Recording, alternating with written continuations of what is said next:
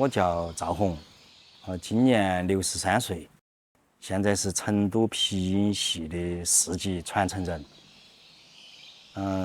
我进入这个皮影这个领域，主要是受家庭影响。我父亲是搞雕塑的，他收藏了很多民间的艺术品。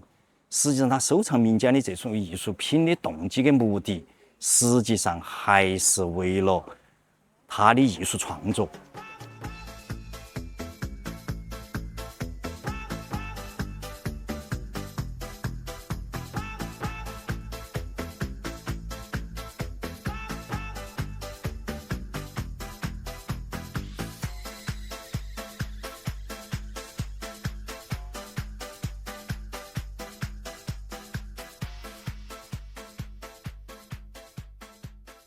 他的艺术创作，同时他的这种艺术创作需要资源，需要那种资料，他就在收集。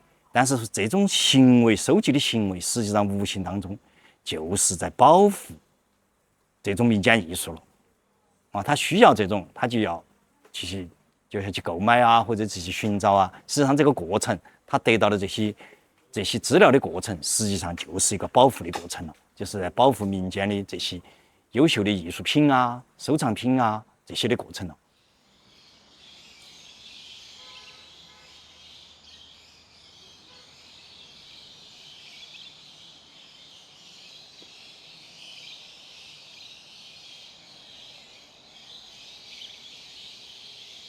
我从那么多年对皮影的这个了解，就觉得这个皮影，它是从大的来说，它是一个文化，它不是仅仅是个技艺了，它是一个文化，而且是中国优秀的传统文化。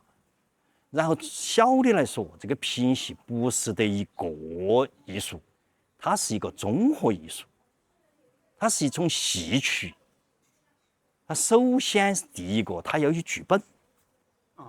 它是个戏曲，它必须有剧本。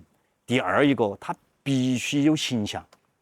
过去我们演戏，它都是人来演，而皮影戏它是皮影的影偶来演的，就像木偶两个样。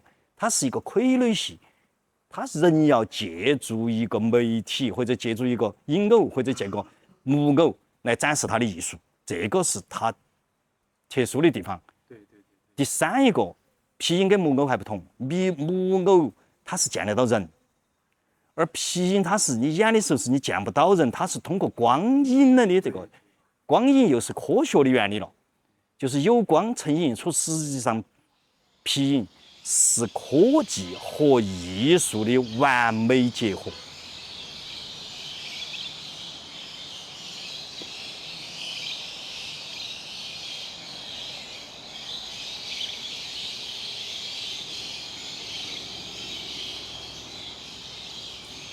然后那个盐菜叫杂件，我整天最讨厌火。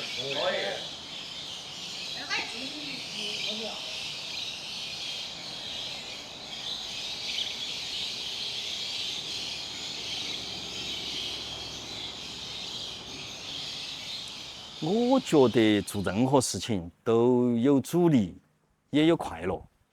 但是阻力跟快乐的比较两个当中，你一定要用快乐去克服阻力。如果说你把阻力放得更大，你就不敢做了，你就做不下去了。所以说，在我们这个整个的这个皮影当中，我个人认为克服了的东西，你就不能算阻力了，就记不到了，哪些困难就记不到了。相反来说，我们更多的是觉得我们的是动力，就是实际上我们是把这个做这个事情的正能量的东西，把快乐的东西，把它提升了。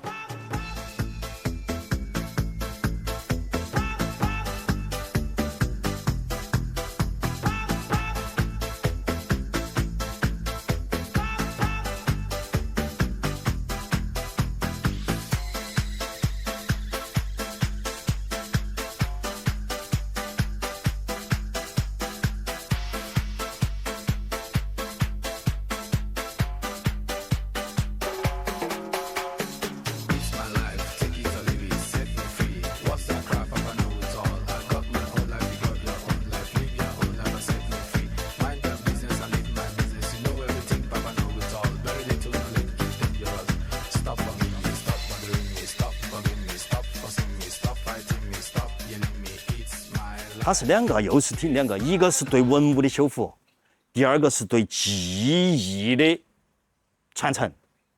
技艺的传承就必须是你自己在做，就像大魁工匠那个样，它是一代一代的传下去的，它不是的一个固定的一个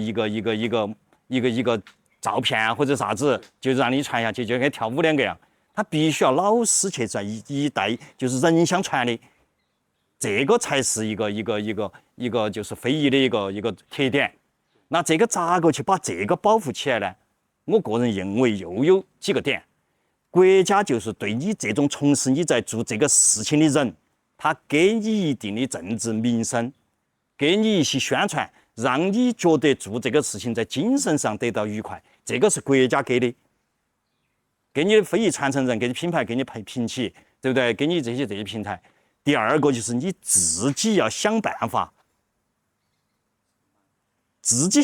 你不是国家给你想办法，你自己做到的时候，你咋个去推市场，咋个去培养人，这些就是你每个人他所处理生活的方式不同，他所取得的结果也不同。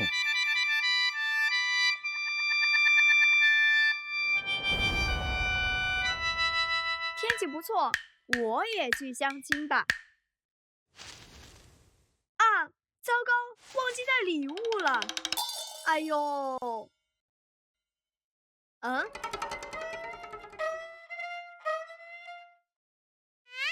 有了，就这么办。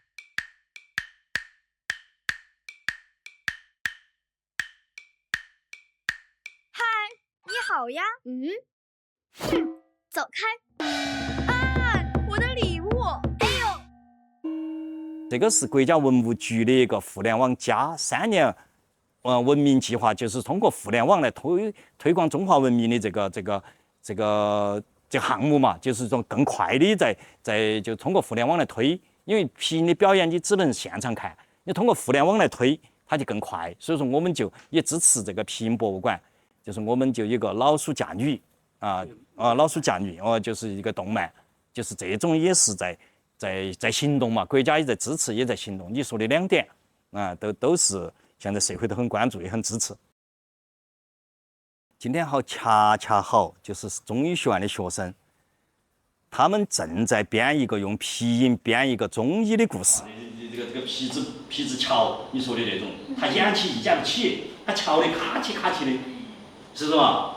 所以说这些过程都是，所以说民间艺人他过去他都是那么多年，他是经过他的长期的这个经验的积累留下来好的。所以说你现在这想法是很好的，但是一定要为啥子文化要学呢？要传承呢？先把老的东西学会了，那边它就是活的。只留这一根嘛，是的。或者是留，你看就拿绞一根嘛，2根，不要全部绞，留一，是不是？这2个绞的就顺到这儿，就边线给它绞。就顺到这个头型给它绞，只绞2根，只绞2根。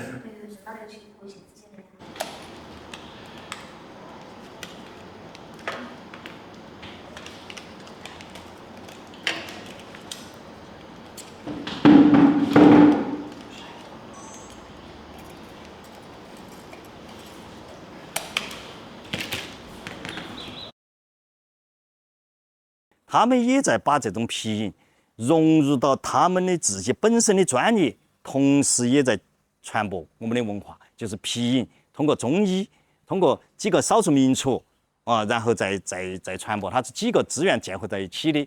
实际上，现前的年轻人实际上也在传播，要结合到自己的专业，也在学习，也在行动了嘛就是。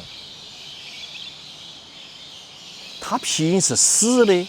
你人才给他演得生动的，那你就必须要观察生活。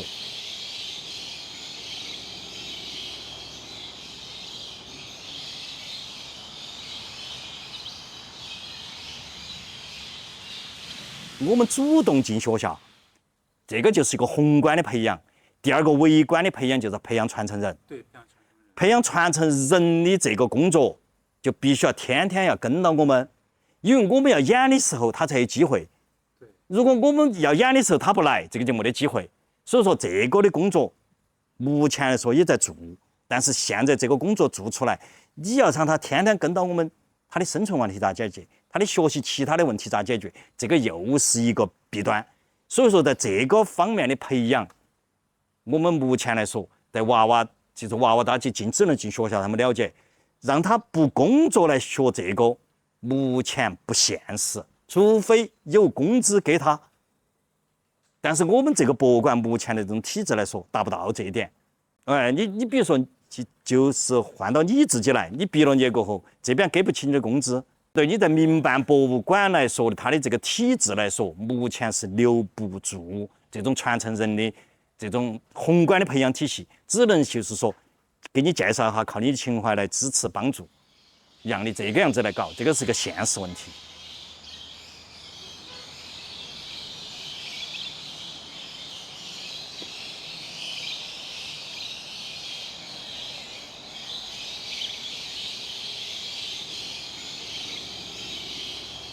也就是说，你不能够守旧，所以说我们一定要坚守我们的文化的，在坚守传统文化的同时，来创新。你不能够把我们自己的文化否定了，你没得否定了，你就没得根了。你从哪儿来的呢？你是从你的个人的感受来的，那你的那个文化就持久不到。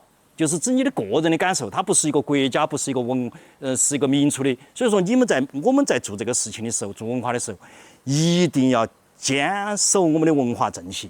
实际上就是要不忘我们的初心。你当时做啥子，你是想做啥子，那你是要把初心要坚守够了，你才能创新。你初心都不坚守够，你创新就没得根。其实我们其实还有一个复兴之行，其实看到您今天上午录那一两首，其实感觉真的很喜欢，很喜欢。那您能不能再表演一段让我们看看？其实真的很好看，很好看的。可以啊，可以啊，待会儿把音乐放起就再表演一下嘛啊。可以啊，咱给他一起嘛，嘎，你一起来参与嘛。